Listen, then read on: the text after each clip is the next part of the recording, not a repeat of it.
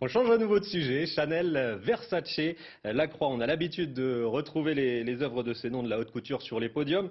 Mais ils ont aussi révélé certaines créations sur scène à travers des collaborations avec le monde de la danse. Depuis samedi, leurs costumes sont à découvrir dans la nouvelle exposition du Centre national du costume de scène à Moulins.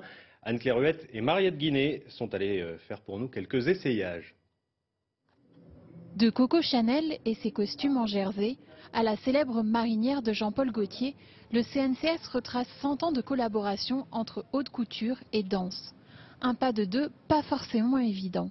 À chaque fois, et vous pourrez écouter tous les couturiers qui vont parler de leur création et leur collaboration avec des chorégraphes, à chaque fois justement cette notion de contrainte du mouvement implique des adaptations pour le costume. Et c'est vrai que cette exposition essaye justement de retracer en partie ces contraintes et de les expliquer, que ce soit dans les formes, dans les matériaux.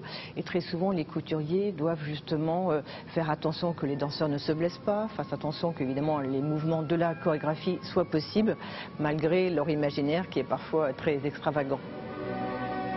Et qui dit danse, dit forcément tutu. Le tutu est le costume de danse parfait. Christian Lacroix dit c'est le costume le plus insensé, c'est celui que j'aurais aimé créer. Mais comme c'est un costume iconique, on peut s'amuser à le détourner. Par exemple, nous présentons dans cette exposition des tutus carrés, évidemment un peu étonnant, ou des tutus fluo, des tutus découpés au laser. C'est la preuve que l'inventivité des couturiers est sans cesse renouvelée. Des créations incroyables, de grandes maisons de couture comme Givenchy, Dior ou Balmain, de quoi séduire cette costumière du Conservatoire de Clermont-Ferrand venue en visite. On a des contraintes au quotidien au niveau du costume parce qu'il faut soit entraver le mouvement, soit lui permettre d'être très libre. Et en fait, quand on sait qu'un couturier va travailler pour la mode, il a d'autres contraintes et le fait de se confronter à ce monde-là de la danse, ça les sort de ce qu'ils font d'habitude des podiums. Loin des défilés, les 130 pièces mises en lumière dans l'exposition laissent avoir toute la richesse du costume de danse.